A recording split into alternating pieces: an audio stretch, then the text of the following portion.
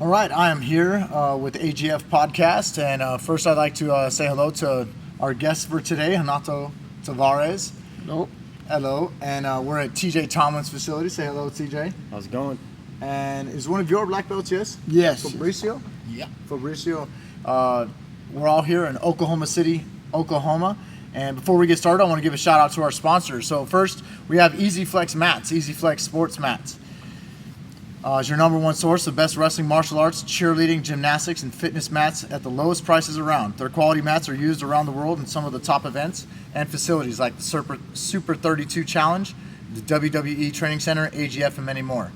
Easy Flex is the industry's foremost expert on lightweight flex style sport mats. Check them out. Also, we have Tanita Scales, the official NCAA wrestling scales, so that's why we're so on point with our weight. AGF sponsor. Check them out at Tanita, TANITA.com, Tanita Wrestling Scales. And BJJT's Just Roll with Nick Mitria. You guys probably see him at a lot of events around the United States, and Nick's been with us for 5.5 years. We just interviewed him at AGF San Antonio, so be on the lookout for him. But check out Just Roll and BJJT's. If you're interested in becoming an official sponsor for the podcast, YouTubes, or the Black Gold Finals at U.S. Nationals, give us a shout out. So hit us up at info@AmericanGrapplingFederation.com. So let's get started with no further ado. I have not met you. We just met for the first time. I feel like I know Pete Wilhelm, I know TJ, I know Kevin Williams, like I know the guys from Nemesis, you know. I just spent a few weeks in Florida this summer. Mm-hmm. Didn't go so far north as Vera, but Suraj, you know. So Suraj, yeah, I'm a big contact with him, but it's nice to formally meet you. Nice to meet you. I've heard a lot. I've watched you a lot. So I looked up a few things about you, but I'd also like to. It's not just championships and stuff, but we'd like to kind of hear about where you're from. You know, how you started. You pretty much are known as the old school champion for sure, and you still can be. You just won Worlds again. Yes. How many times? It was Master Seniors, right? 5 times, yes. 5 times. 5 times. That's awesome. Did you ever win Adult Worlds? No, got a 3rd place in the world. 3rd place? Yes. Still placing at Adult Worlds is really legit. What year was that? 96. Oh, jeez. There you go. That's awesome. I was in high school then. Yeah. So, man, go ahead. Tell us a little bit about your story. Yeah, I started training when I was 6 years old in Teresópolis. I started training because I have a health problem. Then I have a problem to breathe, and then the doctor recommended training jiu-jitsu in 1974. What like asthma? Kind of, yeah, a little bit, yeah. Okay. And so he suggested that you go pump your lungs. Yeah, yes. And then I started swimming. My city was kind of cold, and then I started doing jiu-jitsu. He kind of knew the coach there, the Professor Geni Rebelo. He recommended training there. I was kind of that time it wasn't like today, you know. Jiu-jitsu that time is like maybe one gym there. We lucky because the Gracie family has a house in Teresópolis. Uh-huh. And then Geni Rebelo trained for him in Rio and opened a gym in Teresópolis. And so you were born and raised in Teresópolis? Yeah, born in Rio, but 2 years old I moved to Teresópolis. An hour from Rio. I mean, Teresópolis and Gracie's in that place, that's a legendary story. Yes. For sure. So you started training, and then how'd it go from there? Yeah, I started training there, and then my first tournament was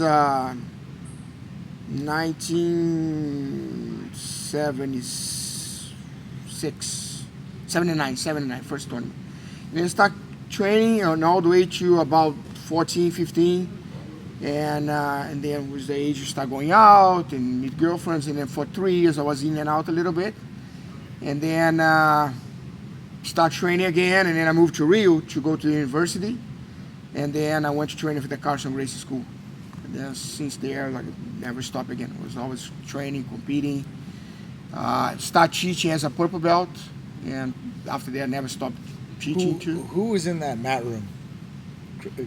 Carlson and that time, like that was the best time. Is the golden time in the Carson Gracie. Like I remember we go into the tournaments, and white belt, blue belt.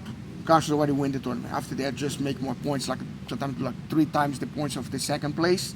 But Liborio, Murillo, Walidi, I mean, all the You say Waleed great. as in like Waleed Ishmael? Is that Yes, what you mean? yes, Oh, yeah. yeah. Awesome. Yeah. I'm a big fan of him. Yeah, and then like the top guys like Liborio was training there first, and Murillo, and then we always look those guys. Murillo just got his coral belt. Yeah. Yeah. Liborio got I think last year too. How many stripes do you have on there? Six. It's gonna be the Six. six. It's gonna be probably gonna have my promotion. Like as I wanna invite my main coach Carson Jr., Liborio, and Marcelo Alonso maybe to be together to do like a little celebration. You know? Oh, It's for it's sure. important. Yeah. That's the next rank for you? When does that come? Yeah, it's supposed to be this year, but I'm probably gonna do something together next year. Yeah, make sure everyone's schedule fits. Yeah. That's awesome. So you're training there. Obviously, some of the people that don't know, when he says Liborio, he means I would say the head of ATT or president of ATT. Yeah, when he started, he one of those founders of the ATT. He came from the BTT and opened the ATT in Florida. And you still represent ATT? No. Now he has his own thing. Like he's out of the ATT. No, but you still represent ATT? I was, for a long time, yes. Long time, yeah. That's awesome. Training there since moved to Florida. First time 2002, but I really moved 2003. And then from 2003 all the way to 2013, 14, I was an American Top Team. And then I started have my own association. It's growing, and then I kind of separate from the American Top Team. What is your, tell me, because like I said, I know several affiliates of yours and black belts of yours. Where do you expand to? What states? I mean, are you in different countries with your association? we have Poland. We have yes. Azerbaijan. What is his name? Azerbaijan? Yeah. Yeah, we have the guys in Azerbaijan, and they have Nicaragua, Costa Rica, and Honduras. In Honduras, they have a project there. It's like kind of under us, but we don't charge the kids to training. It's like really to take the kids out of the street. We have a lot of gangs problems there, and then we use the jiu-jitsu to bring these kids out of the gangs, and it's sometimes bad parents, and it will give them better life. You have last year, we have one kid start training for us about 7 years ago. He went to college. Now we have another kid who went to college this year. Good. And we kind of give them chance to have a different life than the regular people there. You know, and I think it's important, like jiu-jitsu. Kind of like the projects they do in the favelas. Yeah, we do in Nicaragua. Next in 2 weeks, I'm gonna go to Nicaragua. We're gonna building homes there too. Oh, wow. And then we always try to help as much as possible. You know, I think it's important. Jiu-jitsu, like we gather so much from jiu-jitsu, it's important to give back. Yes. Then we have this project in Honduras, we have this project in Nicaragua that we're gonna building houses. We just did last week with Liborio. We did a hurricane relief from Bahamas, and then was able to raise, was 2 days notice, right away after the hurricane, and I need to come this way here, and then I asked Liborio if he couldn't come to do the seminar, put a group together, and then we raised about 3,100, and next day the guy in the church was there training for us, and then we raised another 1,000, but my goal is to raise $10,000 that we can help them there. Yeah.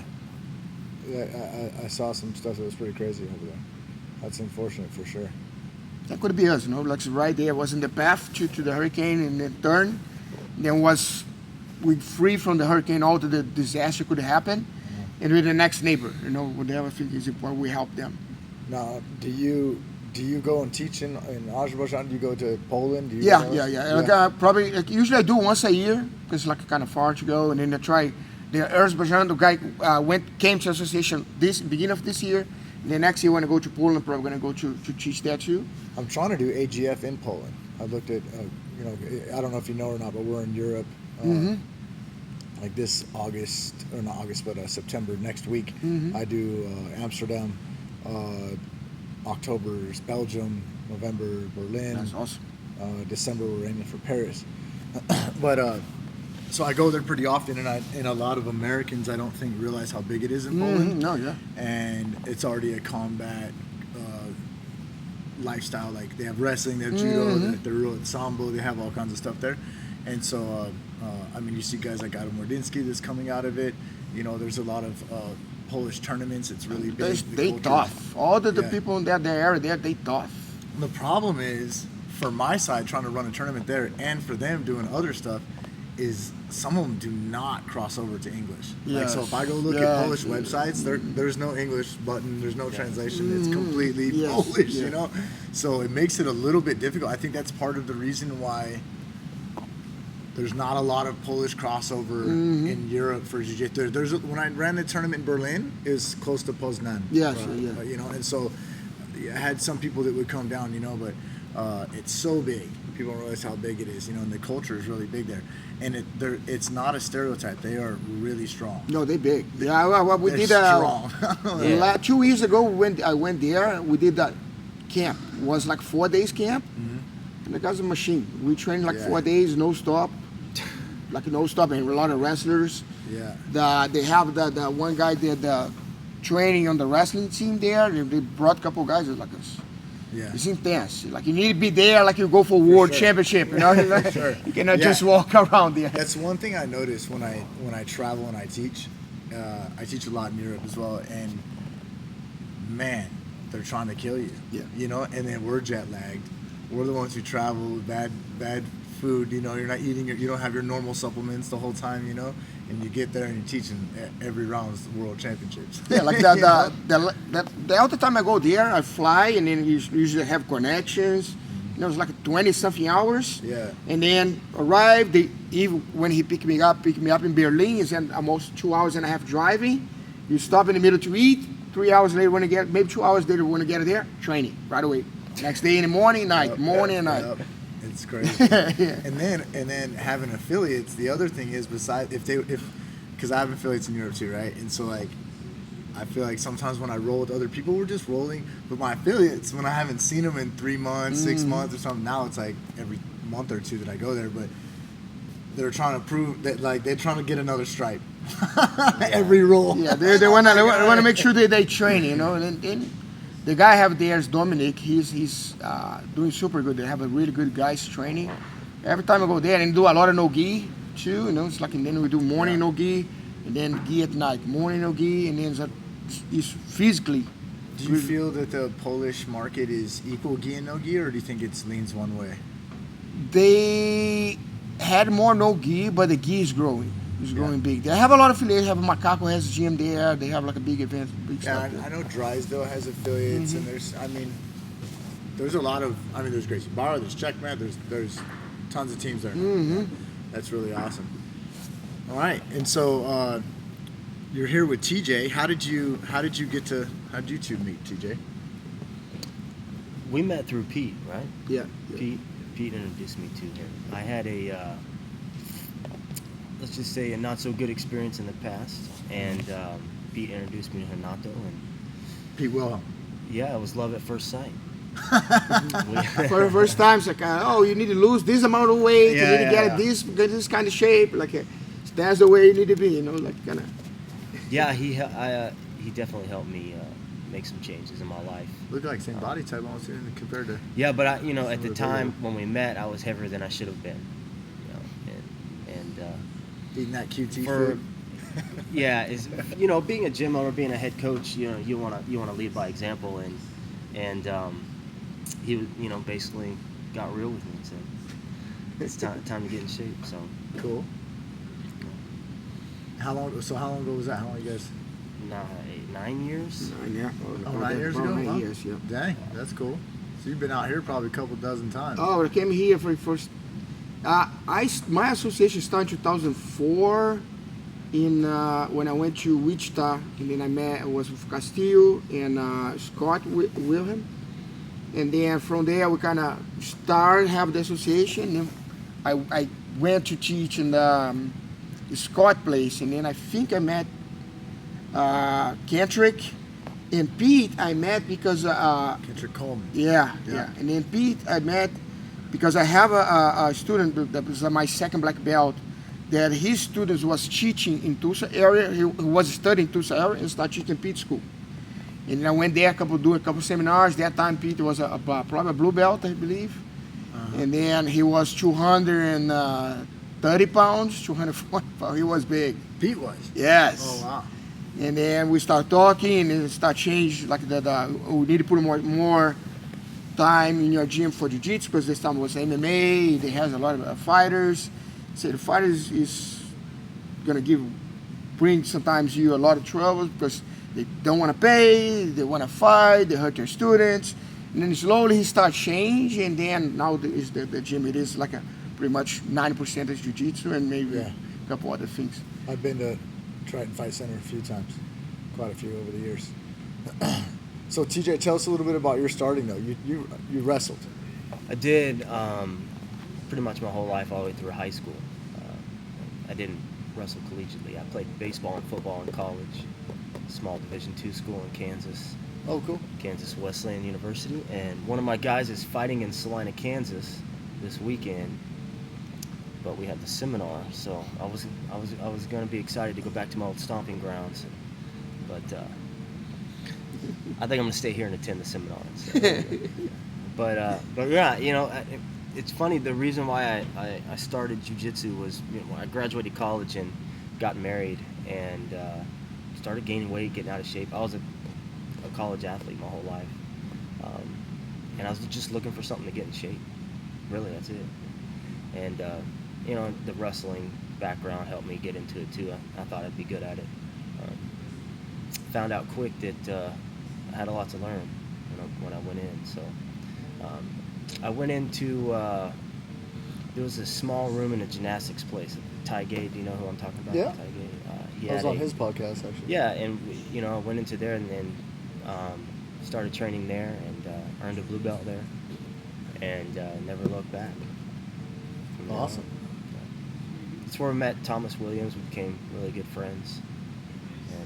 And from Tulsa. Mhm. Yes. I know him and his wife. They got a boy competing now too. they do, yes. Yeah. I Yes. think I knew them before he was born.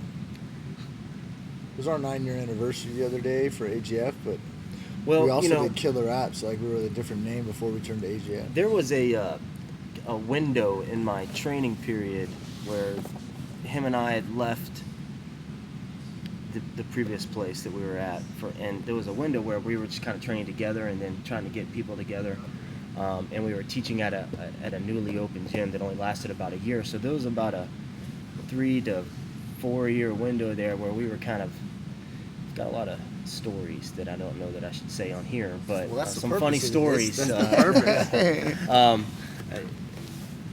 We had quite the experience as blue belts. We were blue belts for a long time because nobody was promoting this type of thing back then, especially around here back then. There wasn't really anyone to promote us unless you were under someone out of state, you know what I mean? But we would go up to Dallas for tournaments all the time. You know, like remember Travis Lutter used to have those huge tournaments. In-house tournament? Yeah, and he would invite people, and you know, we would go to those and Winter Wars. Do you remember those tournaments? Yeah, when I first, because remember I'm originally from Los Angeles, California. Oh, and okay, but when I first came, I went to a couple of Carlos Machado. I actually had a booth there for my school at one, and then I went to a couple of his. So and then he stopped soon after. But I originally started underneath John Jock Machado black belts in California. Yeah. And obviously John Jock and Carlos being brothers. It's like, hey, there's Winter Wars, that kind of stuff. So I knew about it, and yeah, I think Raider was there, Lovato was there, Ty Gay was there. Yeah, we used to There was always these- go up to those. Leonardo Xavier. Those Winter Wars You know what I'm tournaments talking were a big thing. Yeah. Like, especially in here, there'd be like Oklahoma 700. here, we didn't have any tournaments in Oklahoma, so we would have to go to Dallas and stuff. Oh yeah, like that. AGF, I think they'll build that market in Oklahoma. Yeah. Now you've got we're sitting inside his facility here, people, with you guys on the podcast. It's pretty large. It looks like you got fitness going on. You're saying you got a cage, you got a bunch of mats, you got how much square footage of mats is this? It's about 8,000 feet of just mats. And so you said you're running 4 classes at a time. There are times where we do have that, yes, but every day there's always 2 or 3 classes at a time. What do you think that is? That kids doing jiu-jitsu, moms doing fitness kickboxing? At the Yeah. same time? You know, we don't have a fitness kickboxing class really. We have a mom's jiu-jitsu class. Well, that's what guys kind of jokingly call it. It's women's jiu-jitsu class, but it's at the same time as the kids' class. So There you go. they'll come Yeah. drop their kids at class, and they come over on this side of the mat and do their class. Yeah. Works out great that way. And then, while all that's going on, you have the MMA fighters in the back area here, training and sparring with each other, and it's all going at the same time. As a coach, what's your history with the MMA fighters? You got guys So fighting on a regular, huh? it's just like Renato said, it's really not smart, as from a business standpoint, to do the whole MMA thing as a gym owner. You want the focus to be more towards the martial arts side, like jiu-jitsu. But I've always had a really soft spot for the MMA side, because it was something that I loved doing, back, a while back in the day. I didn't have a huge MMA career, only fought 5 or 6 times, but I just love it, and I didn't want to just get rid of it. It's always something that has more cost the gym money than help the program, but I'll never get rid of it. And I've stuck with it for a long time. We opened the gym over 10 years ago, and there's been many times where it's like, man, do we even need an MMA team? Like, what's the point? It's not making any money.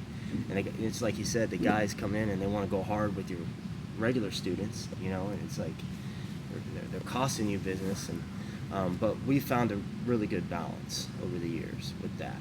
I would say from the MMA side, we've figured out how to do it right. Our team is growing. We have UFC fighters, we have Bellator fighters, LFA fighters. We've grown into quite the team over the years. Who's fighting? You got someone out of here in the UFC now? Yeah, we do. We just had Sarah Alpar sign a UFC contract.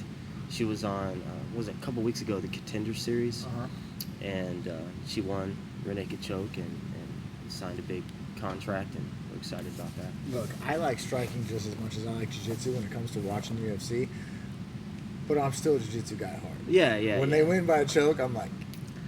Yeah, I got money on Maya versus Askren. I don't care what people say about Askren. I'm still, even if Maya's going to lose, I'm still going to lose my money defending Maya in jiu-jitsu. Yeah. You know what I'm saying? I'm still... There's stats and stuff, but, it's always good. So I thought she got a rear naked choke on the Contender Series. Sign a 3-4 fight contract, something like that? Yeah, I think it's 4 fights. Yeah. Awesome. She have something lined up? Not technically, but they're looking at getting her back in there soon, December, I think. Man, there's so many now. They're so active. Mm-hmm. It's crazy. When I used to corner ATT, speaking of back to that, what's that big old dude's name? Kanan? Really big dude. He's always in the corner with all the ATT fighters. I know who you're talking about now. Yeah. Conan. There you go. He's the one that you like to get for Not Liborio. Cannon, but sorry, Conan. Conan. And he's a big dude. He's huge.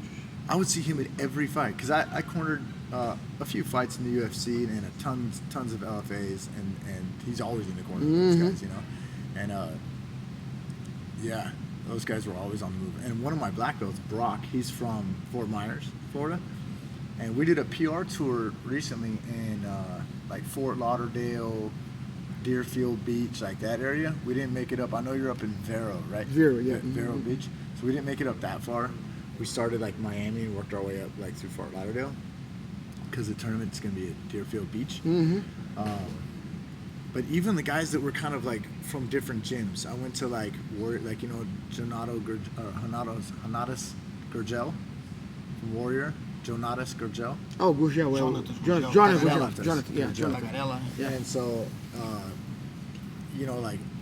we went to we went to Gracie Barra's, we went to a bunch of different schools in Florida. I mean, we would go to three as a promoter is something that me and my business partner do, is we'd go to a new market because we're both black belts. He started out as a blue belt underneath me, but he trains with someone else now because I moved, but he's a black belt too. And I think that's something that's different is we come and we do PR tours. So as a gym owner in Dallas, I have had different gyms, not gyms, but tournaments come through and they pass out their flyers and hey, go to our tournament. And it's we're rolling right now. Call me, let me know you're coming, or, but I also just to go roll.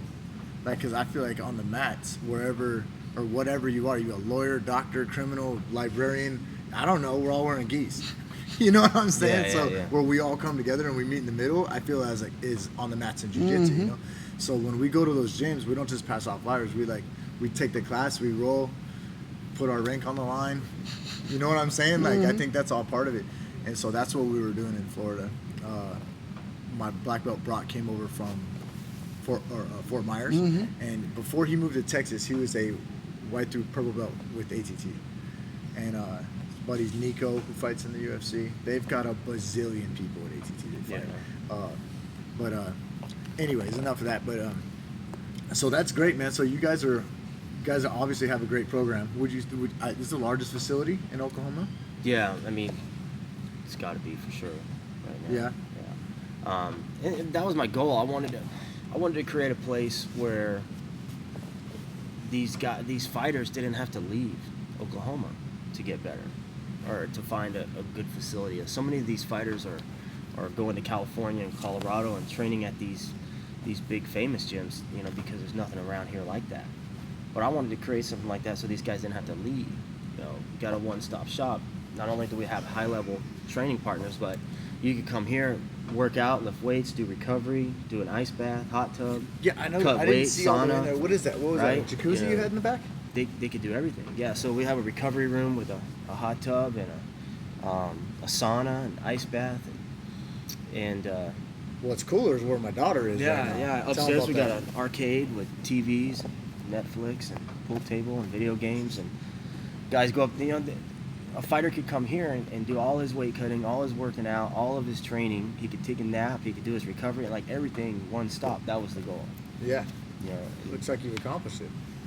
That's Yeah, we've pretty had awesome. several fighters come over from other places, and they want to get better. And on Sundays, Sunday afternoons at 1:30, this is a spot to be.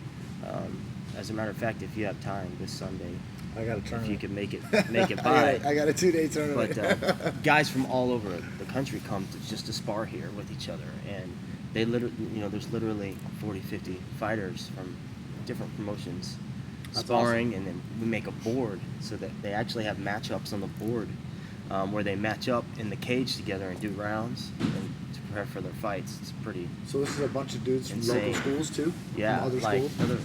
other UFC fighters, other Bellator fighters, LFA guys from Arkansas, Texas, Missouri, Colorado. Oh, nice. Come into town just to spar. It's always nice when you're the spot and you don't have to travel. Yeah, it's there's not many facilities like this where that many guys can get together and there's room to do that kind of stuff. But yes, it's always nice to not have to. You've always been a huge supporter of AGF. I know Yeah, that. man. I know that because of your numbers.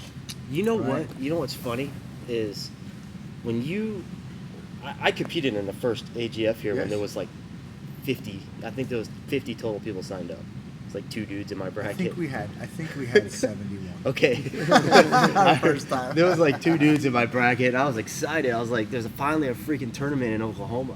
We were killer You know. apps back then, right? Yeah, and because when I first started training, all the way white through brown, competition I loved it. Like I couldn't get enough of competing, but it was always traveling involved. And I'm married with 3 kids, and it's like every time I would go to a tournament, honey, can I go to this tournament in Dallas? Can I go to this tournament in Houston? Can I go to this California? Can I go? And it was a fight every single time. And it would cost a lot of money because you're traveling. So when someone finally brought tournaments to Oklahoma, I was like, I'm in. Bringing my whole gym. We're gonna make sure this shit works. Yeah. That way I'll have to travel, And Renato, if you don't know, the AGF, American Grappling Federation, was originally called Killer Apps.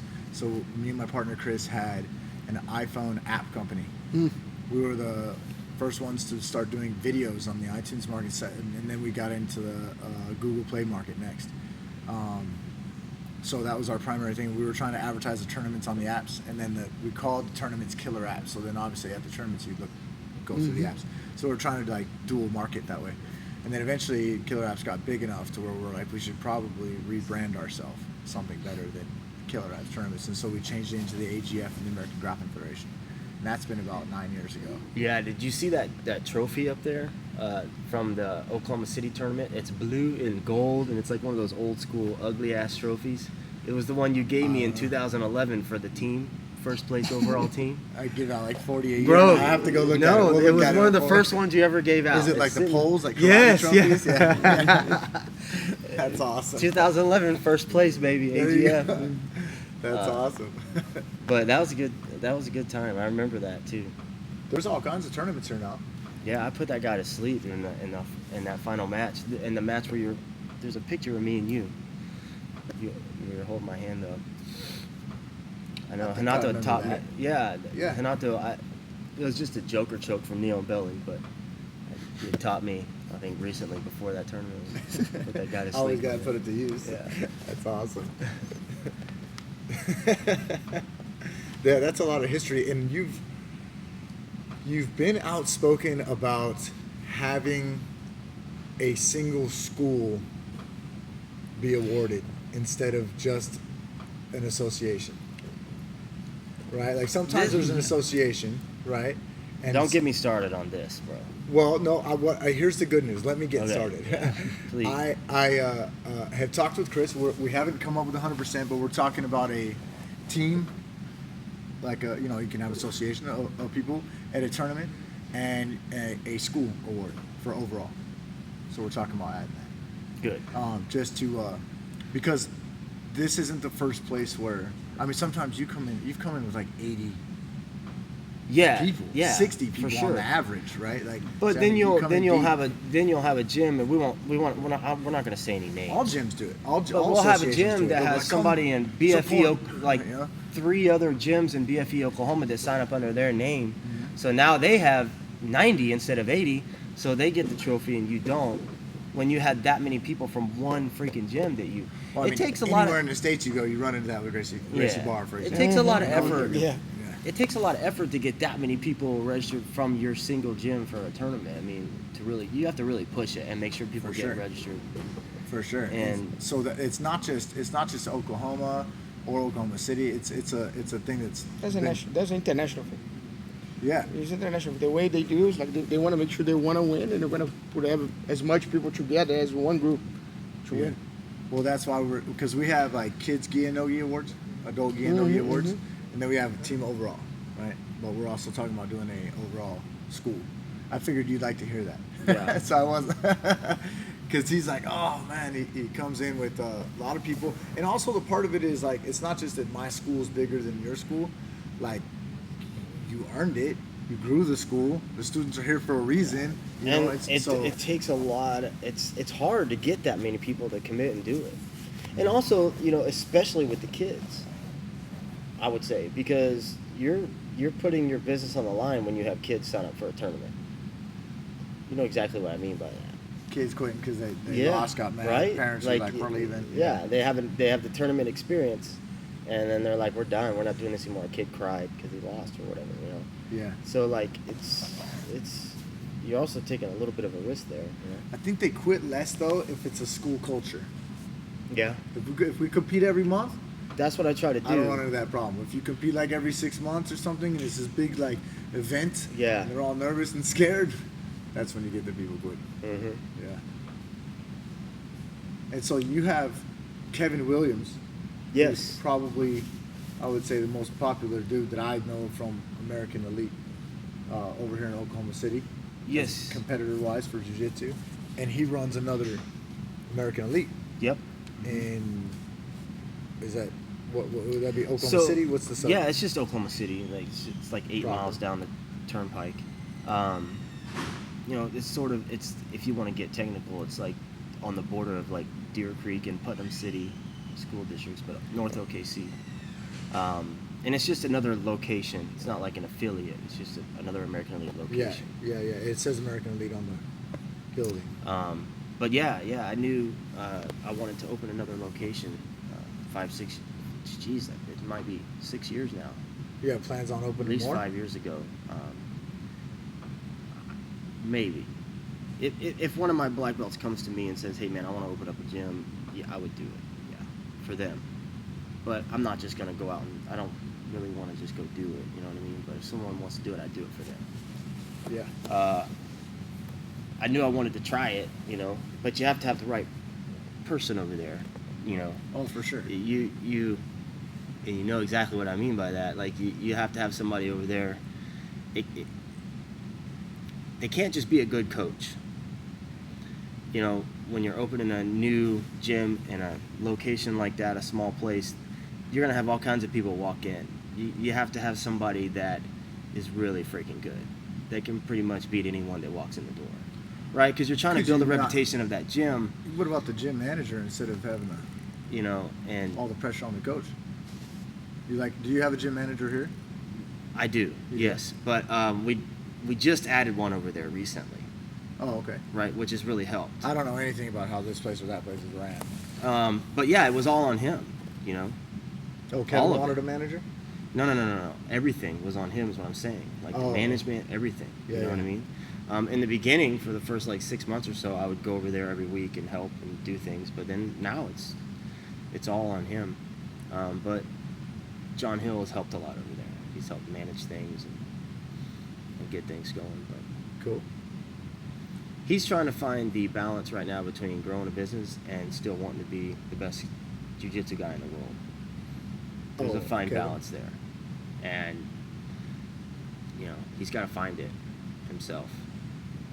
Yeah, it's tough. I mean, but the man right next to you is the master at competing and running all kinds of stuff. Yeah. Yeah, exactly. You need it, like I was telling him earlier, you need to find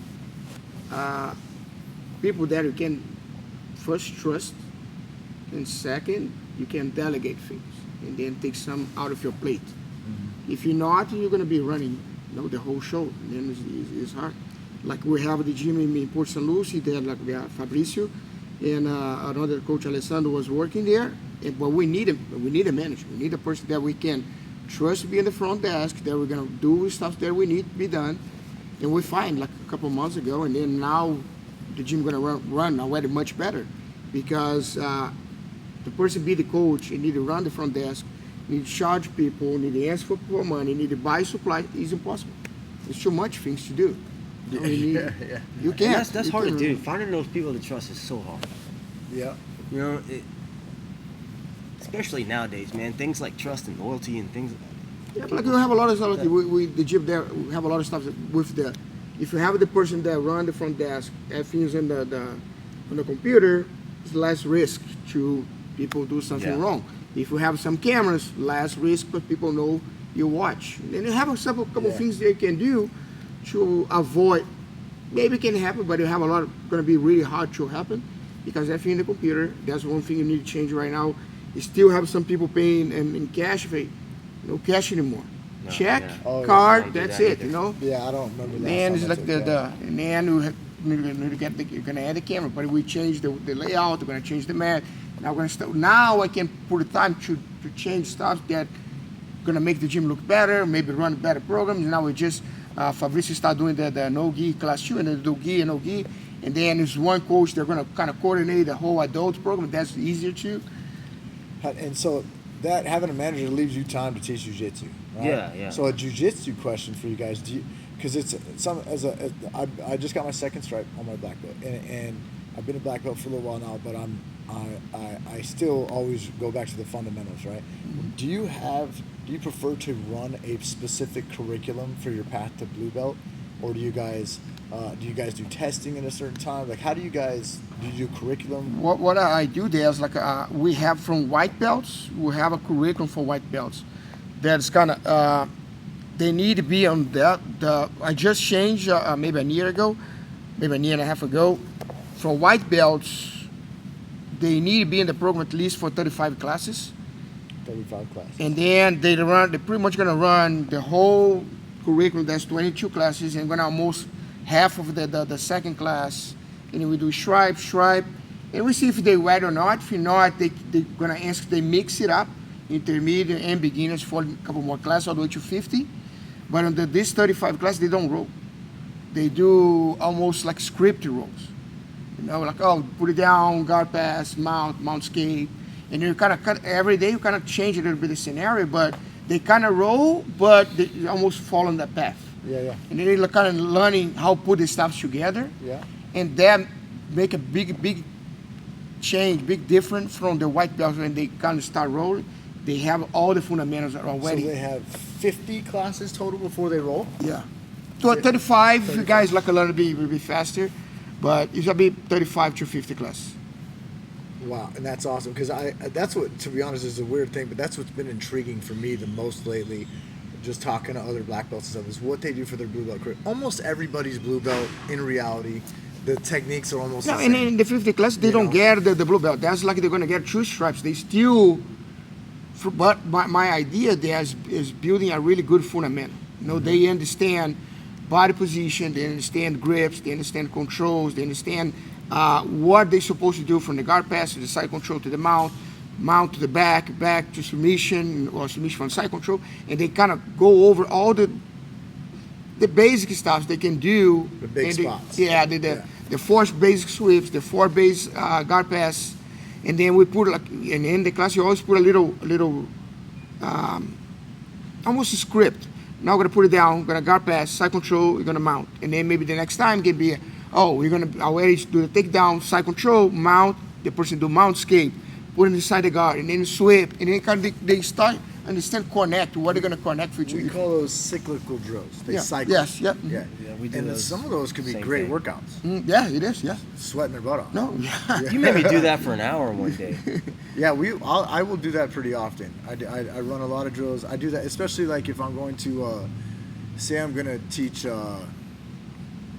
deep half guard or something, you know, like some of the drills will be entrances or something, you know, even if it's like a certain size. Maybe we're doing a reverse hip escape to get low into the half guard. We'll do reverse hip escapes for warm up, you know, so like I always try and connect what we're doing into the warm ups and to those drills. I like those cyclical drills though. That's interesting. And Fabrizio has he created his own kind of curriculum for white belt too, and then like he has what he wants to. I don't know how many classes, 10 classes. At least they kind of understand the basic stuff too, you know. But it's always good to So they have. do 10 classes with you before they're let into the regular class. Yeah, always put separate for me. Even the guy come to the regular class, okay, sometimes the schedule is hard for the guy, can't come to the different time of the schedule, okay, come, but I put separate for me, always for the first class, and then start put for slowly for do specific trainings, specific situations, and then start to roll more. Yeah. I try to do that. So you guys all have basics in advanced jiu-jitsu too? Yes. Yes. Yes. Yeah, we have twice a week there. Monday, Wednesday we have the a group that come at night. We have we have mornings too, because usually Tuesday and Thursday morning, and Saturday when we're there, it's almost like a advanced competition class. And we have like sometimes in the morning about 11 o'clock Tuesday and Thursday. Sometimes we have 13, 16 black belts on the mat, plus the other students that train Tuesday and Thursday in the morning. Saturday about the same amount too, and then. So speaking of competition class, we all know that the more that you train, the better you get. We know that's definitely a key. It's not just talent, it's also mat time. But as a world champion yourself, what do you think makes the difference for you? Do you do a lot of reps, rounds? Do you roll more these days? For me, that what I think we do. That was we do there. You know, like that. We don't have a season. Oh, we have this tournament. We have that. We train all year long. Of course, if we have big tournament, your intensity is gonna go up, but you train the same way. I train for him. I cannot go easy. I have Suraj on the mat that you met. I cannot go easy. I have Navarro. I have all the black belts there. Not you want to try kill each other, but you cannot just roll soft. And then we don't have like, we have this Pan Ams. We have then let's train it right now. Then we train all year long. And I just this year I turned 51, and I'm Master 5, and then it's like a future training for them. And if I have I'm never gonna be able to come back. I'm gonna feel my back, gonna feel my neck, and it's all year long. We train all year long. And then again, when you talk about the seminars, when you go for seminars, people wanna roll for you. Yeah. No, we wanna proceed. You know, like and sometimes people wanna prove they're getting better. Sometimes they wanna test you. Yeah. And then we incarcerate the carcerators. You always say you need to pretty much kill a lion every day. It's not gonna go fighting as a high competition roles. Kill a lion every day? Yeah, kill a lion every day. And then if you don't kill a lion every day, the next day you need to kill 2. Yeah. And then if you let go grow, and then you're gonna be killed. So I mean, because you're a man who's obviously been around a lot of other places. You've been, you know, the old school ways and you know all that. So you don't do anything different in particular. You don't have a certain amount. Do you drill a certain technique 100 times? Do you No. do scenarios? We do a lot like kind of almost like what the good thing there, because I have so many black belts, I have one week we could show your movement, and we kind of learn from each other. And then we always talk about like when you learn the technique, doesn't mean that the technique to be from A to D. You can take a piece and use in your game. You know, you need to hold the whole, change your whole game. But it's something that a little grip. Like the fruit salad.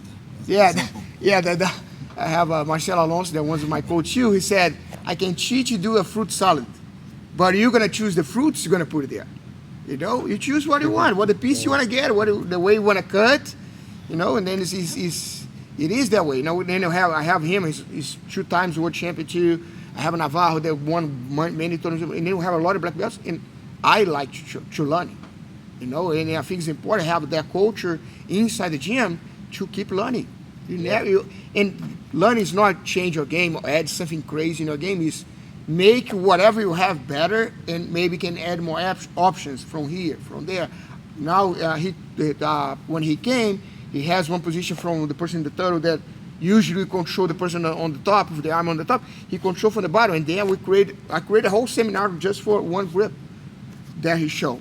And then I have another guy that I do privates every Wednesday, Monday and Wednesday, that he shows. And then you always learn. It's a little details here and there that you can add that what you have, and keep growing. Keep making your game getting better, tighter, better grip, better body position, head positions. That's super important. That a lot of people don't use the head position to control, to open space. That's probably the biggest thing that happens to me when I do those PR tours. I hit 10 gyms in a short amount of time. I have like information overload. I learned so much going. There's some places too, man. You know, there's people who are not famous and they're really good though. You know, you run into some sleepers and you're like, wow. You know, I got my butt handed to me. But you learn so much.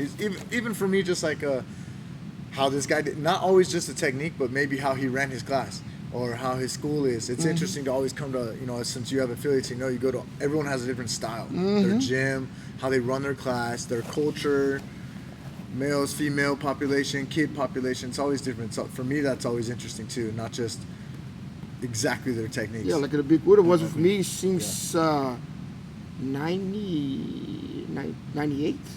99, he moved to Curitiba.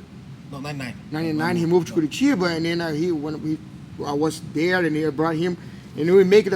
We there for when I moved there to 97, and then I left 2001. From this period of time, we compete. We have a tournaments there. As a team, we just lost one tournament, and we start winning the tournament for white belts, and maybe one or two blue, maybe another 1 or 2 purple, but. I remember me and Carlos Lima, the guy was kind of, we started getting the team together there in Curitiba, so I moved. We run the first tournament, people from different states, you run the tournament, but we run the tournament to make some money. You know, like, let's make this tournament and invite those guys. We knew a lot of people. By the end, it's like, I say, Carlos, we won. I said, what? We won the tournament. And it was based on the white belts. And then the guy's like, oh, you guys just won on the white belts. We just start waiting, and then a couple of years later it was white and blue. A couple of years waiting, bro. Then we building. These guys went there and helped me building. We had a really good team there in Curitiba. It was the top team there for a long time. The slowest sport to get better at. Yeah, for sure. But again, like we when they got the white belts, we gave them a lot of fundamentals. Every Saturday I was running a class for an hour, just about guard pass. Drilling for an hour, guard pass. Those are the basics. And then another week, sweeps, basic sweeps. And then from there, they build them really good fundamentals, and then all the information was easy to get. Growing up in the war room of like BTT and ATT, those you know, you said you were there. Murillo, Bustamante, those kind of guys. What do you think is the difference between training then and training now? Like in America or just even in Brazil, like, do you think they train any differently now? Yeah, I think right now, like not that much. I think right now people has more information with the phones, cell phones. They can see more movements, and I think that's why jiu-jitsu grow a little bit more, and then get cross training more with wrestlers. Much more tournaments too, much more tournaments. But with the cross training with different martial arts, sambo, and then that brought a lot of more stuff to jiu-jitsu too. And then it started having more heel hooks, and then have these guys crazy flexibles, start doing different things, and then, okay, this guy doing this, what again, and it have a lot of more study. I think when I moved to US, in Brazil, we always work the position, but I think here I study more.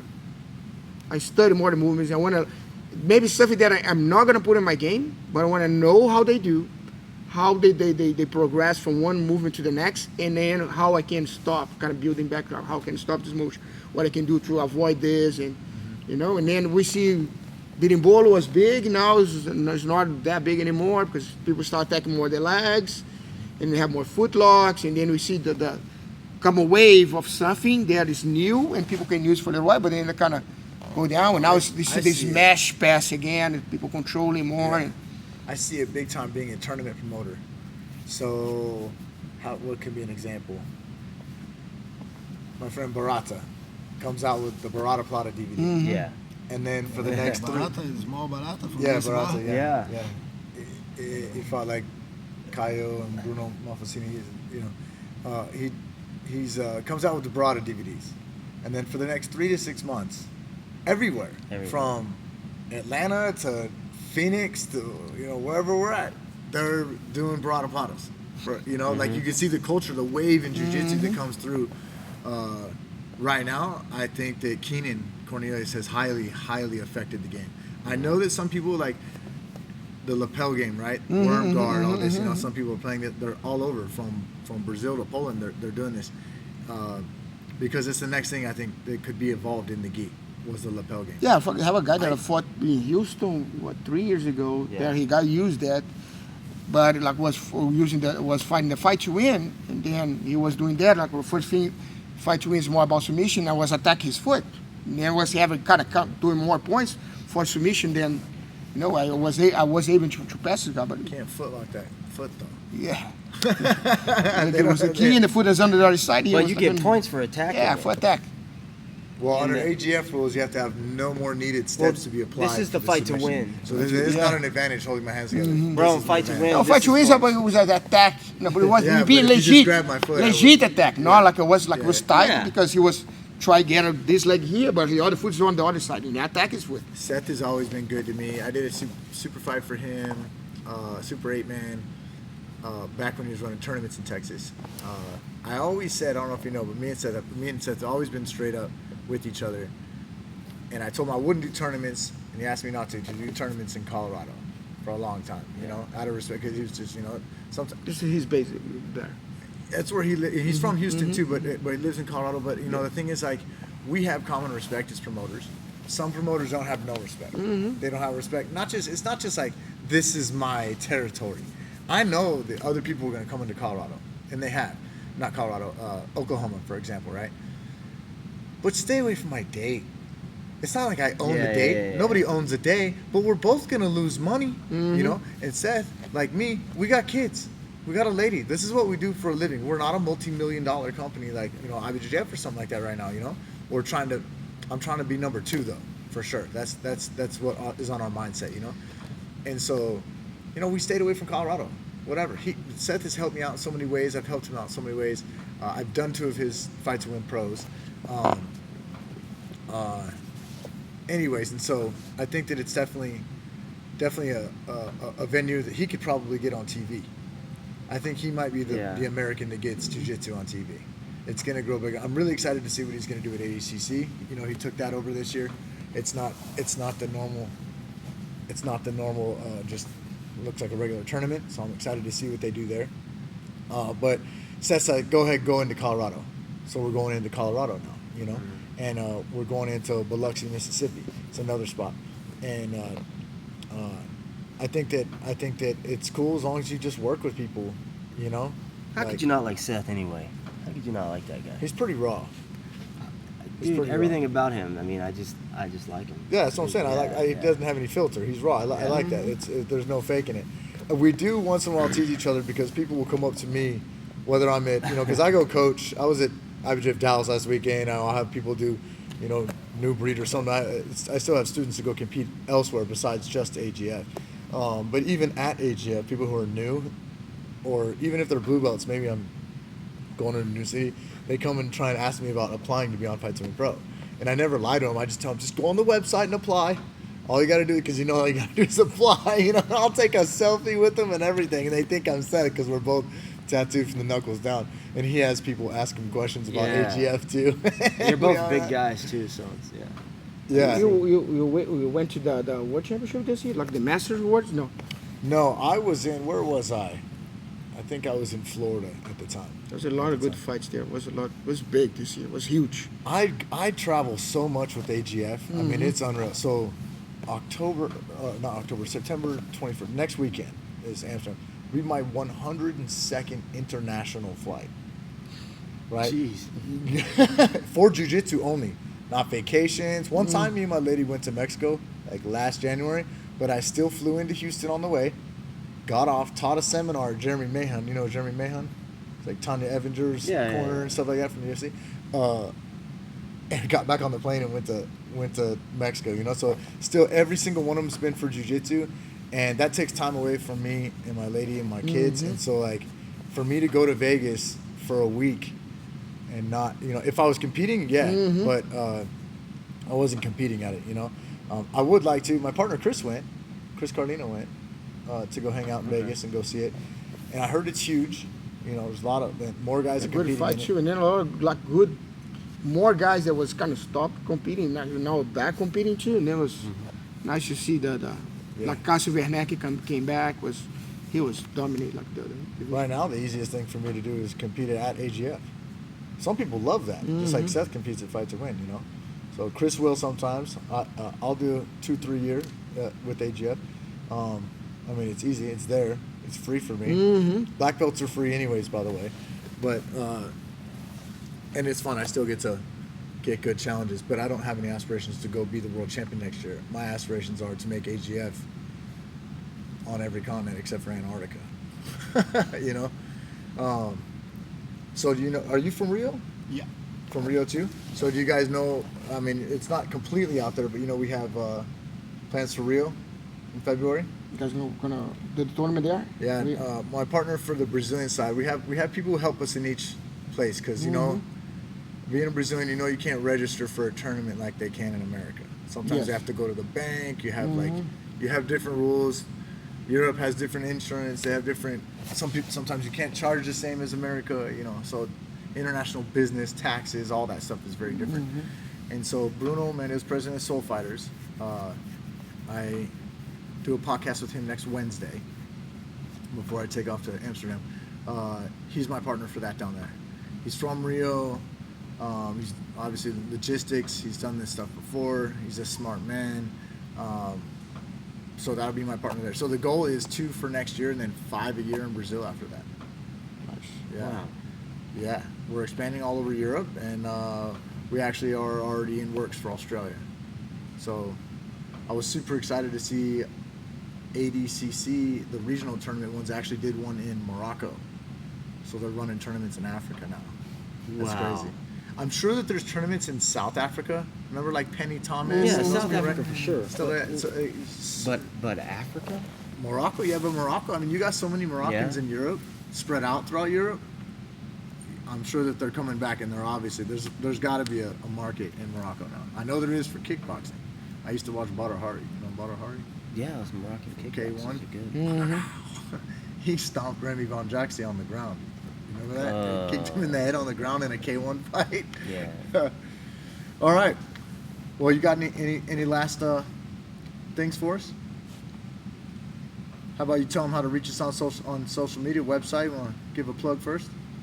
How do they reach you? Yeah, EbdenBJJ.com.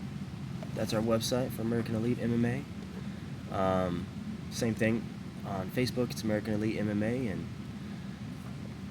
that's pretty much all I got. You guys got something? Yeah, look at my Instagram's Renato Tavares 1. Then most of the stuff I have on the Facebook, I have Renato Tavares Association page too. And we one thing we're doing right now is like, and people want to, I think maybe don't need to come through me, but I think, like I said in the beginning, it's important to give it back. Jiu-jitsu, we do so much stuff, we get so much from other people, from the people around us to help Bahamas. They really need If you go to if you watch TV, you watch the videos, like they don't have no idea how many people die there. They say kind of almost about 3,000 to 5,000, probably going to be much more. One island that was heat was 10 feet water over the islands for hours, and then going to be a big number. And then just find a organization that you guys want to help, put some money there, and because they need us a lot. Yeah, and it could be Florida too, could be us there. Then we did a couple seminar. We're going to keep doing raffles and stuff to raise money to help them there. Just look for one thing you like it. Maybe can be have the Bahamas Cancer Foundation or something. Looking for something to help because they really need help here. All right. And we appreciate you guys being on the podcast today. You are going to be the first interview. Like I said, I did the a tournament update with a bunch of different coaches, and then Nick Mitra from Just Roll BJJTs in San Antonio last weekend. But being the first, you'll end up having a lot of hits, you know what I mean? So it's a pleasure. You're a legend in the game. I'm glad to finally meet you. Upcoming next, we do have Alan Muller, who's the first American Alliance black belt underneath Jacare. We have Carlos Machado, Chris Brennan, UFC Pride vet, 3-time world champ. We have Clay Mayfield in Nashville. So we've got a bunch of people. Clay's been a sponsored competitor and trained with us a ton. Kevin Williams, who's underneath you guys. Bruno Mendez, like we talked about from Soul Fighter. So we have a bunch of people. I'm going to start doing these, traveling, going to going to the events, and then linking up with people like I did with you today. And then, man, it's gonna be great. But I was really excited for the first one because that one ends up doing apps and stuff like that prior to this. I know that you guys end up having the most hits because it has the most history, So a lot of people are going to hear your story. It was an honor to be here. And then we have the Oklahoma City AGF this weekend, kids on Saturday. And then we have seminar Saturday night, 6 to 8 p.m. here. 6 to 8:30. 8:30, right? What time is the seminar? 6 to 8, yeah. 8 o'clock. 6 to 8. Yeah. And then, and is that gi? No gi? Gi, yeah. And But a lot of stuff we do apply gi, gi.